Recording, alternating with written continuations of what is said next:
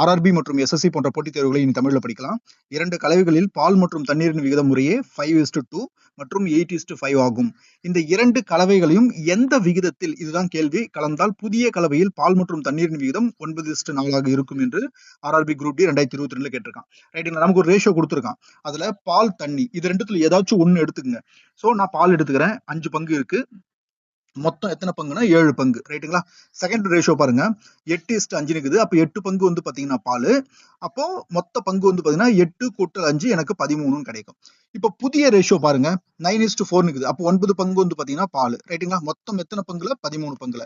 இந்த பிராக்ஷனை, இந்த பின்னத்தை நான் வந்து நீக்கணும் அப்படின்னு சொன்னா எல்சிஎம் எடுக்கணும். இங்க பாருங்க, பிரைம் நம்பரா இருக்கு. பிரைம் நம்பர்னா அந்த நம்பர் அப்படியே டைரக்டா பெருக்கினா 13 7 91 வரப்போகுது. ரைட்டுங்களா? இப்ப நான் 91ஆல மல்டிப்ளை பண்றேன். 91ஆல வந்து பாத்தீங்கன்னா மல்டிப்ளை பண்றேன். 1 7 13 7 91. ரைட்டுங்களா? 13 × 5 பிறகுனா எனக்கு 65ன்னு கிடைக்கும். நெக்ஸ்ட் பாருங்க, இதையும் நான் 91ஆல மல்டிப்ளை பண்றேன். 1 13 13 7 13 91. ரைட்ல 8 56.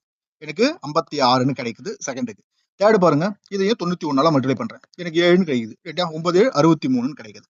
இது வந்து பாத்தீங்கன்னா புதிய ரேஷியோ. இதை நீங்க அலிகேஷன் மெத்தட்ல வந்து பாத்தீங்கன்னா கழிச்சிருங்க. ரைட்டுங்களா? 65ல இருந்து 63 போச்சுன்னா எனக்கு 2ன்னு கிடைக்க போகுது. ரைட்டுங்களா? 56 63 போச்சுன்னா எனக்கு 7ன்னு கிடைக்க போகுது. அப்போ புதிய கலவை வந்து பாத்தீங்கன்னா 7:2 என்ற விகிதத்தில் கலந்தா மட்டும்தான் நமக்கு புதிய கலவை 9:4ன்னு கிடைக்கும். 7:2ன்றது தான் ஆன்சர். Indus Classes